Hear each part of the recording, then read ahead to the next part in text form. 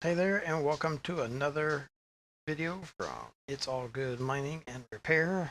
I'm Brian, and today I was going to do this as a live stream, but I decided instead to do it as a pre-recorded message. Why?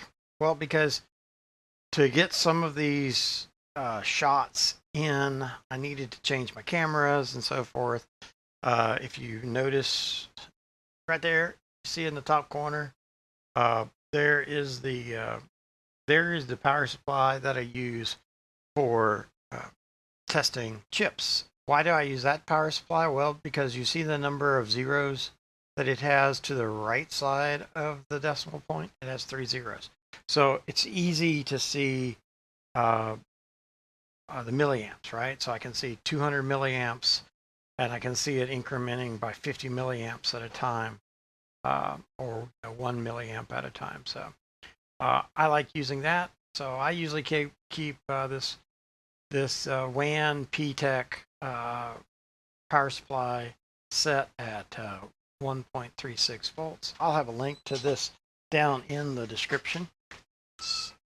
Uh, you don't need two power supplies necessarily, but I just like having two because then I keep one set to the one value, which is 1.36, and the other one I play with.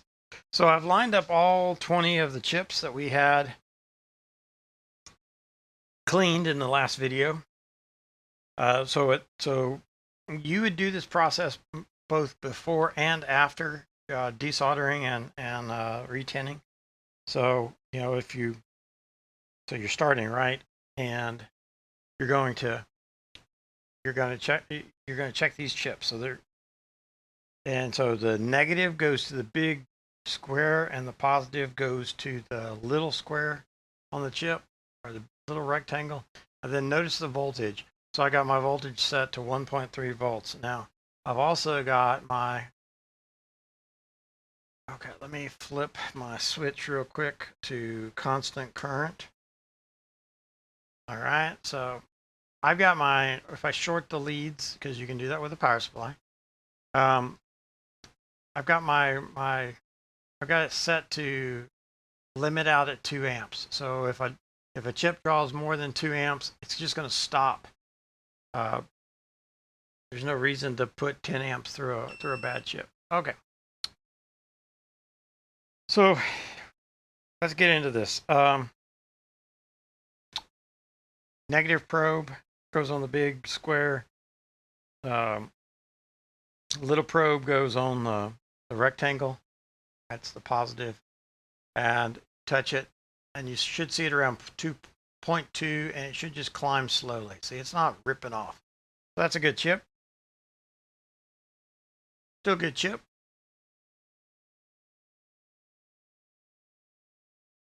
Okay, it started off a little bit higher, but notice it's going up less than 50 milliamps each time the thing reads. I'm okay with that. Same thing, okay.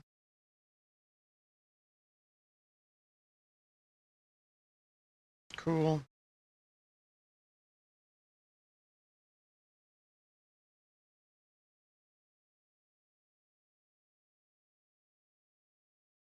Okay.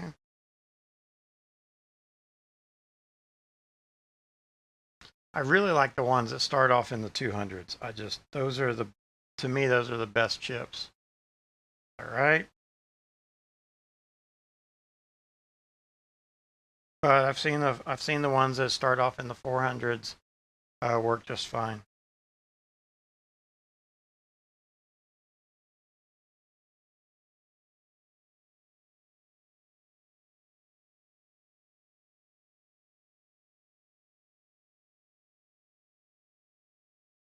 Okay, so far so good.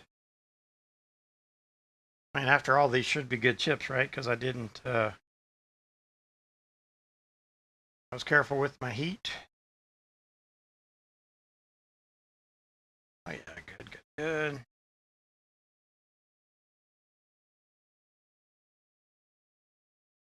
Oh, look at that. See that? That chip's blown.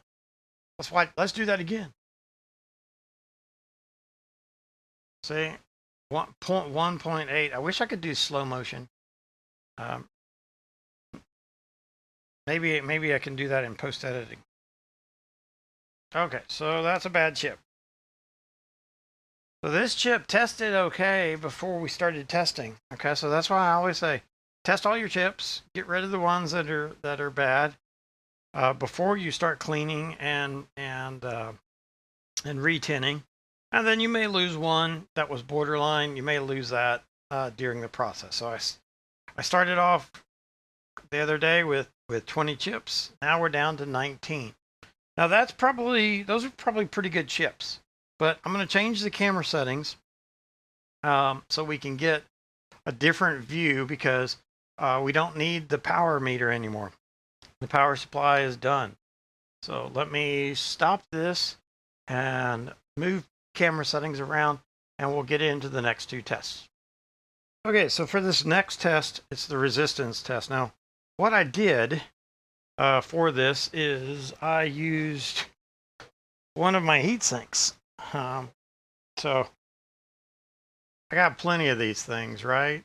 So because I don't use these, I take these off and use the plates, right? The unified heat sinks, the upgraded radiators, so I don't have to worry about soldering anymore. So anyway, I figured I'd take this webcam and I set it down here so you can see. I just took this guy and I turned him on his side. And then you can see I just wedged my negative probe off my meter, not off the power supply. We're done with the power supply. Now we got the meter, and the meter is set into resistance. So if I touch this, I get 0 ohms. Okay. So what I'm looking at, for what I want to see in a good chip is, ow, well, I don't want to really poke myself. What I want to see in a good chip is I want to touch the negative, and I want to see less than 180 ohms. Ideally, I'd like to see around 100, but as long as I see under 180, this chip keeps going. So real easy. You just super fast and simple. There you go. Sometimes you gotta give it a little bit of a press. Now, so what this is telling me is it's letting me know that the top side of the chip has not fully delaminated.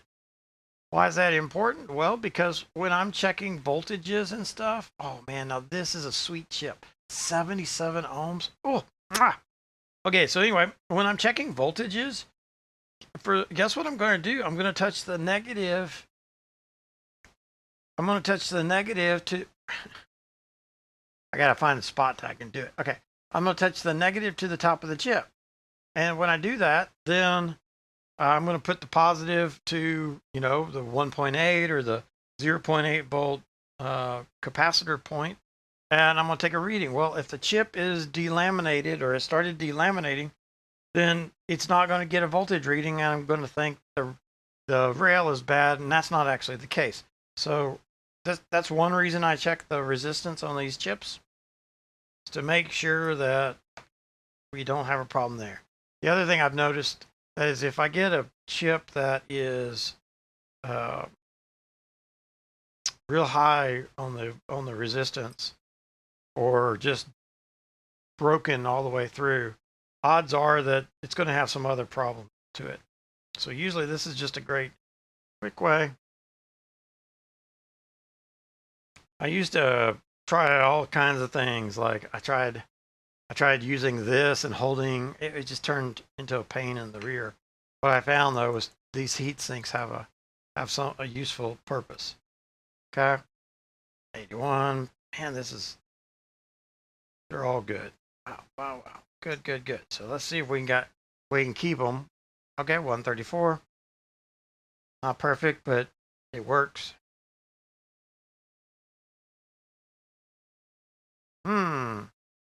That looks like a direct short.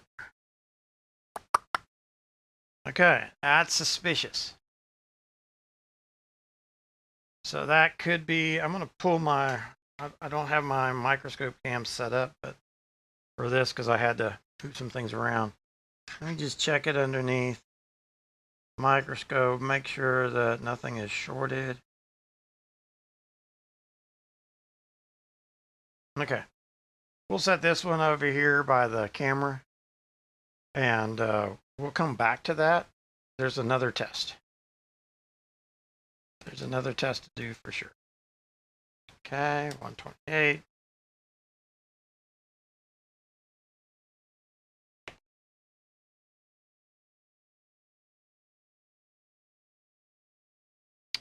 $74.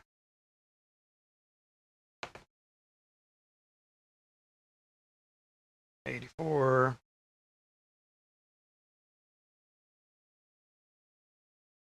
Hold on a second. Let me just double check something. And this is the nice thing about doing it this way. Oh, see, 203.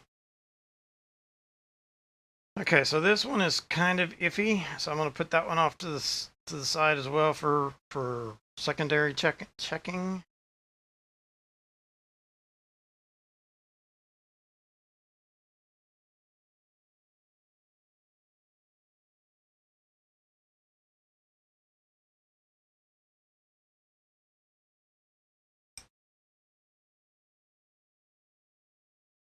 Nice.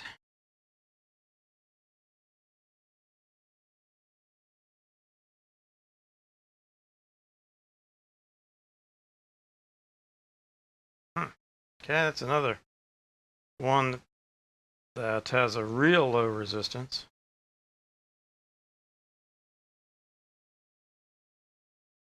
Okay. You don't want the top of the chip and the bottom of the chip to be zero type resistance. That's bad. There we go. 54 ohms. Cool. Okay. So those are all. So I've got 16 chips that are still totally good, and I got 3 chips that are suspect, and 1 chip that failed the previous test. So I'm going to change my meter from resistance to diode mode. Okay. And then I'm going to change out what I do. Oh boy, that was crazy.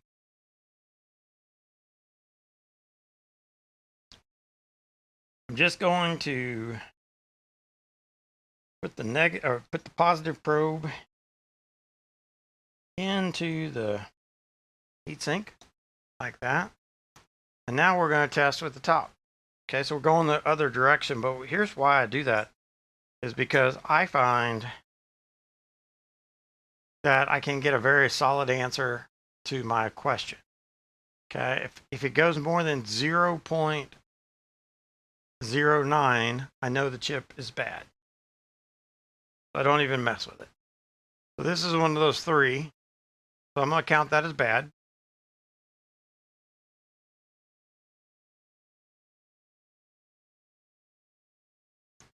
Definitely going to count that one as bad.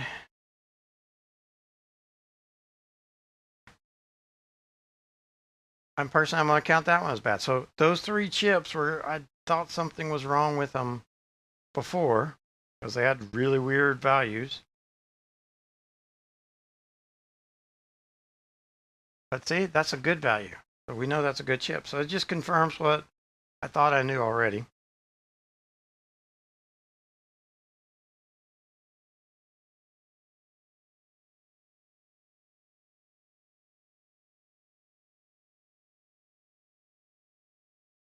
Okay.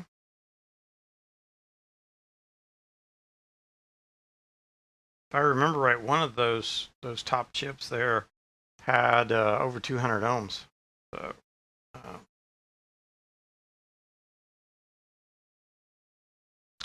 okay, so this is one of those questionable ones.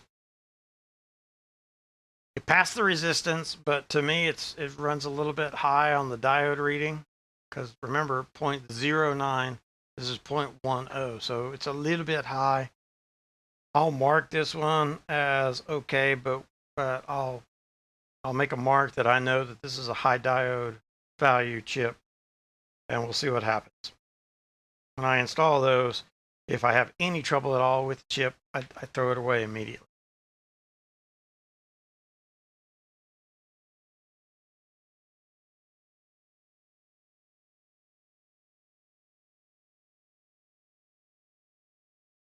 Okay, this is another one of those that I'm going to mark it. Oh, nope, there we go. Just didn't have it connected good. Sometimes I'll go back, just like I did before. I'll go back and I'll double check this. See, it's real close though. Okay. Put that off as a, it'll get the high diode mark on it. Good.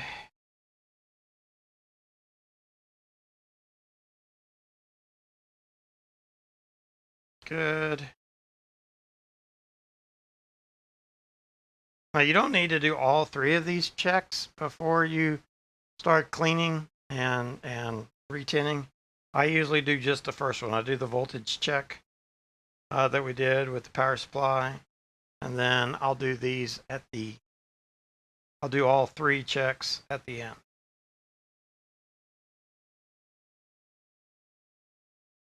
Okay.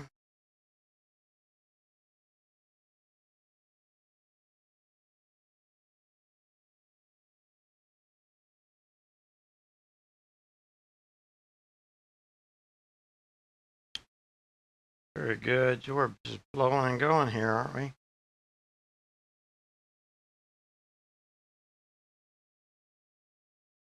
Okay.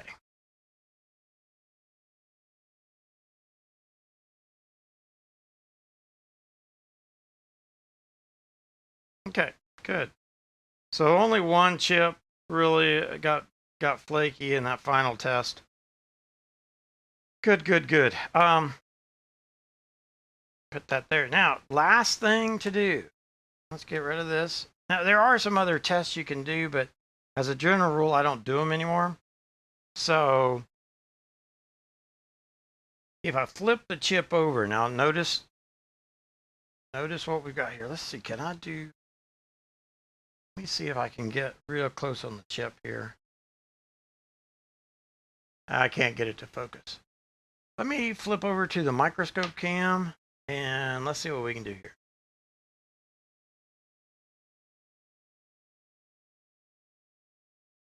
Okay, get everything set. All right, let's see if we can tone the light down so we don't blast our eyes out. Okay, so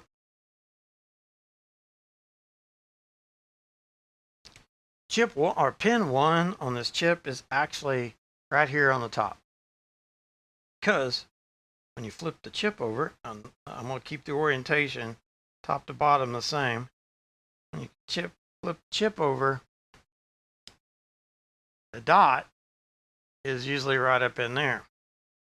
Let me see if I can find one with a dot.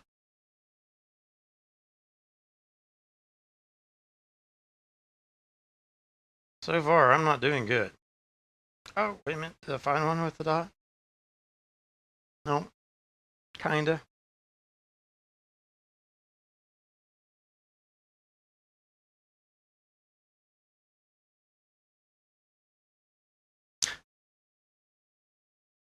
Okay, well.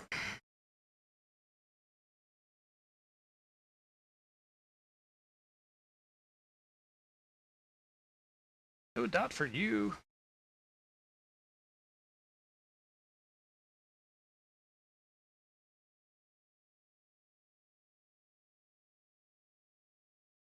If I had a brand new chip handy, I could show you the dot. Okay, let's see. Okay, there you go. There's a dot. There we go. That's the dot right there that I'm talking about. So that marks pin one. So when we flip it over, the way the count goes, about over. The way the count goes 1 to 16 to 17 to 32. Now your 1.8 volt passes from chip or pin 16 through pin to 17. So one test I used to do, I quit doing, is I tested the voltage, or I'm sorry, I tested the resistance from 16 to 17. Also, I checked the 0.8 volt to make sure it was good. And so 0.8 is on pins 15 and 18. So I would check that. And then these three at the top here and these three at the top there, you should have continuity between those three, between those pins over here to these pins over here. So I used to check that, but really honestly, I quit checking all that because only time I check that now is if I get something really weird going on, I'll check it. But usually I check it when it's soldered into the board. But I was at one point checking that on every chip, and it made for a very slow test. So, all right. Well, with that being said,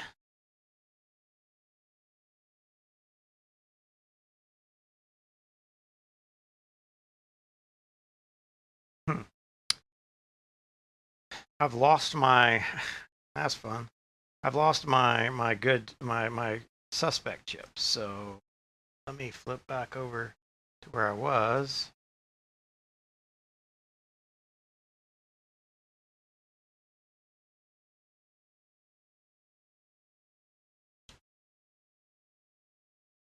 I think it's one of these.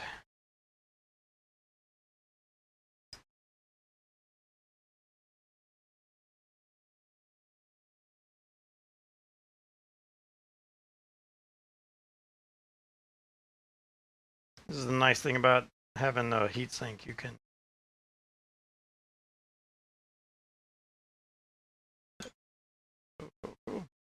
I'll bet this is the suspect one. Yeah, there it is. That's the suspect one. Or is that just the bad one? Oh, that's the suspect one. Okay. Cool. So this is the suspect one that goes in that little box right there. I'll mark it. And that's the other thing I want to talk about. I want to talk about how do I mark these chips, right?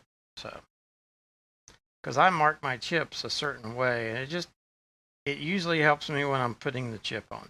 You don't have to do it this way, but it helps. What I do, I put it with the pin 1 up.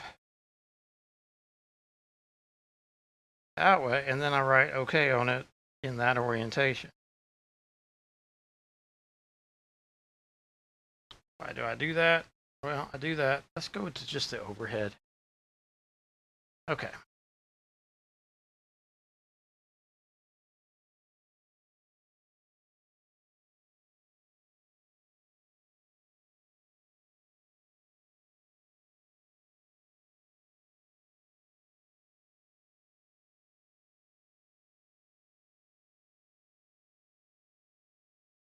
Okay, and there they are.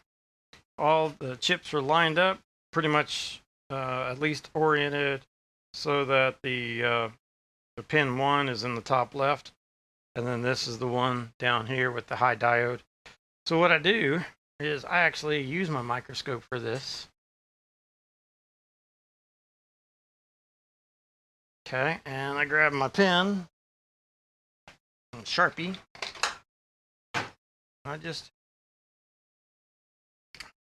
It's not super high tech, but I just go, okay.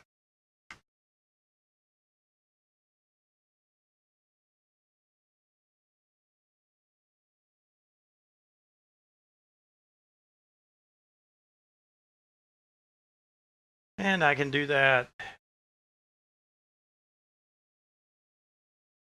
once I get a couple of them going. I can usually do it pretty fast just by itself. Or just, they're all in a row, so you can move pretty quick this way.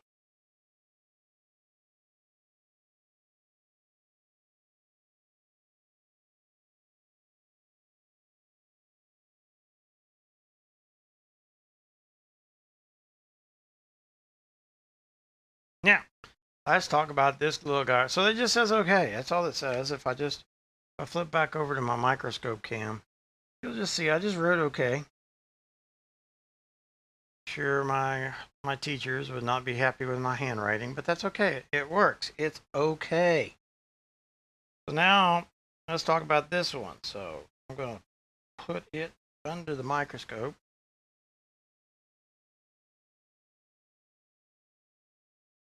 Ooh. Okay. Look at that. Bummer. Oh, you can't see it because it's just off. Look at that. That's a shame. So that is probably, I guess I knocked the camera out of focus. Let's go see here. Yep. Okay, there we go. Shame, shame, shame. Look at that. That is sad. So that's most likely from heat damage. Okay. I'll mark that one as failed during cleaning. So we got one bad chip there. It's definitely bad. These, I'm going to put a big R on them for resistance. I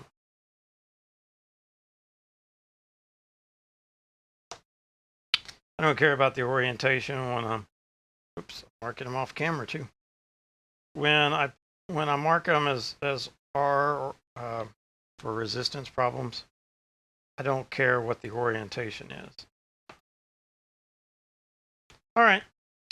So I keep track of my failed chips, so I'll put these in the resistance bag, and I'll put this in the failed during cleaning bag, and then I'll put these. I got a little bag that I keep handy. Seen me grab out of it before. Tinned and ready. And when I'm working on boards, this is the bag that I use. I pull my chips out of here. I know they've been tested. I know they're good. I don't have any questions about them. I can put them on and then see what happens. See if I can fix a board.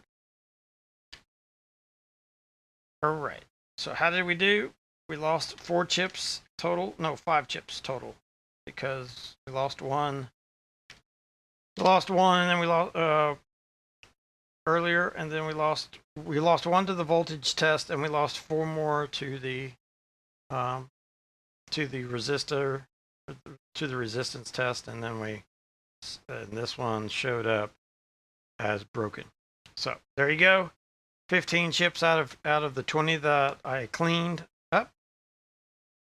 That's it. Thank you for watching. Remember, if you like this kind of content, be sure to smash that thumbs up. Don't forget to subscribe and hit that notification bell so you too can be notified the next time that I go live or I post a video. But these chips are tinned and ready. Let's get cracking on fixing some hash browns. Thanks for watching.